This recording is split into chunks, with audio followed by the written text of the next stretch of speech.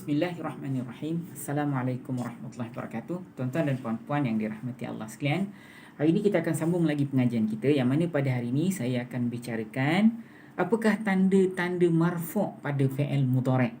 Apakah tanda-tanda marfu' pada fi'il mudhari'? Ya, tuan-tuan tahu tanda marfu' yang paling popular pakai dhammah kan. Tapi untuk fi'il mudhari' ni tuan-tuan, ada tanda lain yang menunjukkan dia sedang berpangkat marfu'. Apa dia tanda-tanda tersebut? Nanti kita akan bahaskan. Izinkan saya ulang balik semula dari awal supaya tuan-tuan semua boleh back on track semula ya. Baik tuan-tuan, fi'il pada peringkat yang ketiga ni kita bahaskan dia ada dua jenis. Betul ke tidak? Yang pertama fi'il yang mabni, jenis yang kedua ialah fi'il yang mu'rab. Fi'il yang mabni ni, yang pertama fi'il madhi, yang kedua fi'il amar, yang ketiga fi'il mudhari' yang melekat dengan nun niswah atau melekat dengan nun taukid.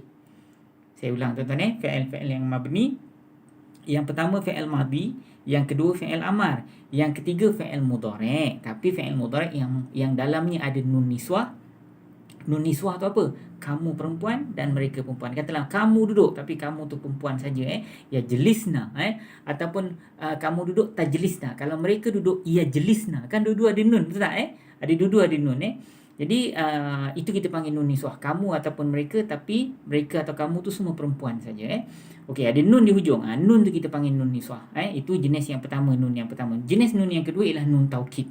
Yang mana nun taukid ni tuan-tuan tak ada masalah sebab warnanya kita tukar dalam kamus Al-Furqan kita tu Contohnya apa? Mereka pukul sungguh yadribanna. Jadi na tu, nun tu kita akan tukar warna dia. Jadi tuan-tuan automatik akan tahu itu ialah kalimat berasingan dan itu ialah nun taukid. Jadi kalau fi'il mudhari' mereka pukul dilekatkan dengan nun taukid, maka fi'il mudhari' itu juga mabni. Jangan ditukar-tukar baris. Dia maintain macam mana rupa dia, macam itulah saja tuan-tuan So, kalau dia melekat, kalau dalamnya ada nun niswah atau dia melekat dengan nun taukid, maka fi'il mudhari' itu pun mabni Baik, apa dia fi'il yang mu'rab? Okey, fi'il mu'rab ni hanyalah fi'il mudhari' juga. Fi'il madhi memang semua mabni, fi'il amar memang semua mabni. Fi'il mudhari' yang melekat dengan dua jenis nun itu mabni. Okey, apa yang mu'rab ni? Yang mu'rab ialah semua fi'il mudhari' tapi yang tidak melekat dengan dua jenis nun itulah. Tuan-tuan boleh tengok dalam kita punya helaian So fi'il mudhari' yang tidak melekat dengan dua jenis nun itu barulah dia akan mu'rab. Tuan-tuan Baik, dia boleh berubah kepada berapa jenis mu'rab? Dia boleh berubah kepada 3 jenis mu'rab. Yang pertama, dia berada dalam baris ataupun pangkat asal dia ataupun pangkat asas dia, iaitu marfu'. Fi'il mudhari' ni memang asalnya marfu'. Tapi dia boleh berubah menjadi mansub bila dia diganggu oleh haraf-haraf nasab. Geng kereta, ingat tak? Apa di geng kereta? An, lan, izan, kaifa, taulah, supaya dan hatta. Itu adalah geng-geng kereta kita panggil. Itu ialah haraf-haraf nasab.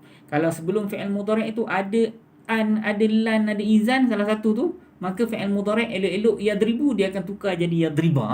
Dia elok-elok dia marfu' dia akan tukar jadi mansub. Dan fi'il mudhari' yang asalnya marfu' itu juga dia boleh berubah menjadi majzum. Bila dia akan berubah menjadi majzum? Apabila dia diganggu oleh haraf-haraf jazam, haraf-haraf baris mati. Maka elok-elok yadribu dia jadi yadrib. Elok-elok ta'kulu dia jadi ta'kul. Okey, apa dia? Geng-geng haraf jazam, geng-geng motor ni apa? Dia ada kuncu-kuncu dan dia ada bos. Kuncu-kuncu dia siapa? Lam ni tidak pernah. La atau li suruh. Kalau terjemahan dalam kamus Al-Furqan, hendaklah dia duduk. Hendaklah dia pergi. Li yadhhab, hendaklah dia pergi. Li yadhhab. Asalnya yadhhabu kan. Kalau ada li hendaklah, li yadhhab, mati dia dekat situ So itu yang kedua. Yang ketiga lama juga merupakan haraf jazam juga. La cegah pun haraf jazam. La jangan tu haraf jazam. Itu semua kuncu-kuncu dia. Dia boleh menjazamkan satu saja fi'il mudhari'. Tapi bos dia tuan-tuan boleh menjazamkan 2 sekali fi'il mudhari'. Apa dia? Kalimat-kalimat yang berbentuk syarat. Tak kira lah haraf syarat ke, haraf syarat ni in ataupun law, in jika, ataupun semua isim-isim syarat. Bagaimanapun awak datang, nescaya mereka sambut. Bila pun awak pergi, nescaya mereka sedih. Mana pun awak pergi, nescaya mereka ikut. Contohlah jadi pun tu tuan-tuan, dia ialah haraf syarat. Jadi tuan-tuan, kalau sekiranya sebelum daripada fi'il mudhari' itu ada kalimat-kalimat yang berbentuk syarat, maka fi'il mudhari' itu akan jadi majzum, akan baris mati. Dan yang uniknya, kalau bos-bos ni tuan-tuan, haraf syarat ni dia boleh menjazamkan 2 sekali fi'il mudhari'. Yang menjadi syarat pun dia jazamkan, yang menjadi jawab pun dia jazamkan juga. Jika engkau makan, engkau kenyang. Engkau makan fi'il mudhari', engkau kenyang pun fi'il mudhari'. In ta'kul, jika engkau makan. In ta'kul tashba', engkau kenyang. Jadi dua-dua tu, asalnya ta'kulu jadi ta'kul, asalnya tashba'u jadi tashba'. Kenapa? Sebab in kerja dia menjazamkan fi'il mudhari' dan dia boleh menjazamkan 2 sekali fi'il mudhari'. Baik tuan-tuan, sekarang ni kita fokus kepada fi'il mudhari' yang marfu'. Kita fokus hari ni, kita mulakan cerita pasal tanda-tanda marfu'. Tuan-tuan okey, tuan-tuan dengar elok. Nanti kejap lagi kita akan bahaskan dengan kita punya diagram. Okey. Tanda marfu' ni sebenarnya ada 3 tuan-tuan. Yang pertama pakai dhammah, yang kedua pakai haraf illah, yang ketiga pakai cik nun. Yang pertama pakai dhammah, yang kedua pakai haraf illah, yang ketiga pakai cik nun. Okey. Bila masa pakai dhammah dalam keadaan biasa? Dalam keadaan biasa, fi'il mudhari' ujung dia dhammah. Yajlisu, dia duduk. Yaqra'u, dia baca. Ya'kulu, lu lam tu baris depan, dia makan. Yadribu, dia pukul. Jadi baris depan ialah memang tanda marfu' yang selalu digunakan oleh Allah. Okey, apa tanda yang kedua? Okey, tanda yang kedua, kalau hujung fi'il mudhari' itu dalam ejaannya memang ada haraf illah, maka kalimat itu, mana tanda marfu' dia, fi'il mudhari' itu tanda marfu' dia, haraf illah itu sendirilah yang menjadi tanda marfu' dia.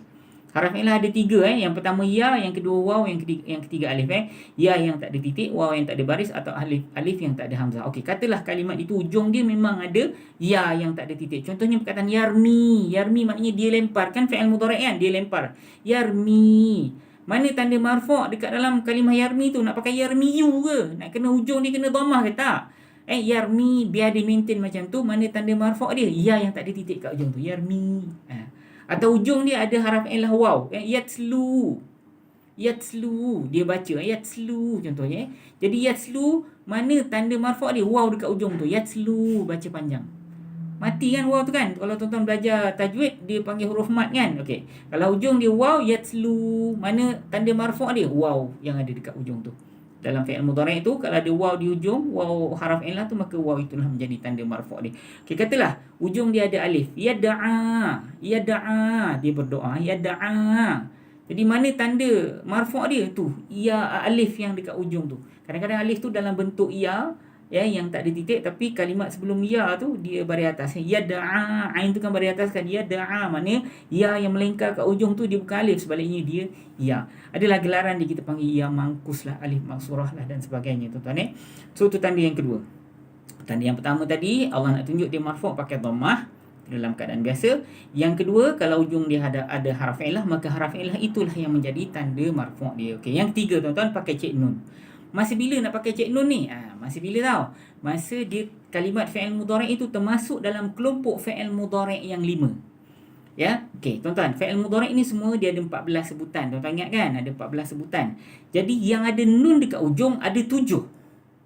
Yang ada nun dekat ujung ada 7 fi'il mudhari'.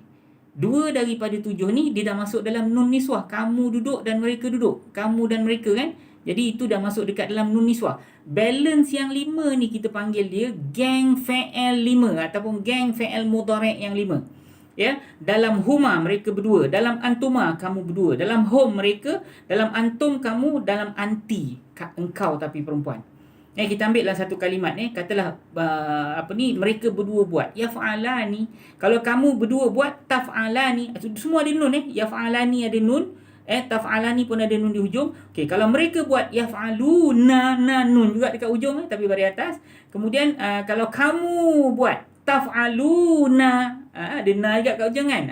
Yang kelima anti, engkau buat tapi engkau tu perempuan taf'alina. Jadi 5 ni tuan-tuan, kita panggil geng fi'il mudhari' yang 5. 5 ada nun dekat ujung. Jadi ini kita panggil geng fi'il 5 ataupun geng fi'il mudhari' yang 5. Jadi huma, antuma, hum, antum dan anti. Huma, antuma, hum, antum dan anti. Jadi 5 tu tuan-tuan, kalau tuan-tuan sebut dalam tu ada ganti nama diri tersebut yang tersembunyi, maka semua ada cik nun dekat ujung. Jadi kalau nak tanya ustaz, mana tanda marfu' ni? Saya tak nampak pun dhammah dekat ujung. Memang tak ada. Untuk fi'il mudhari', geng fi'il mudhari' yang 5 ni, tanda dhammah dia pakai cik nun. Pakai apa tuan-tuan? Pakai Cik Nun. Okay, nanti kita buat latihan nanti insya-Allah tuan-tuan akan mudah faham. So tuan-tuan ready kita akan bahaskan beberapa potong ayat dalam Al-Quran insya-Allah kita ambil surah Al-Baqarah. Tuan-tuan ready dengan surah Al-Baqarah di bahagian-bahagian awal tu ayat 2 3 tu. Kita tengok kat situ ada banyak fi'il mudhari'. Nanti kita akan bahaskan. So tuan-tuan ready dengan surah Al-Baqarah peringkat awal. Tapi sebelum tu saya akan gunakan diagram ni untuk mudahkan tuan-tuan untuk lebih memahami insya-Allah. Sebentar ya.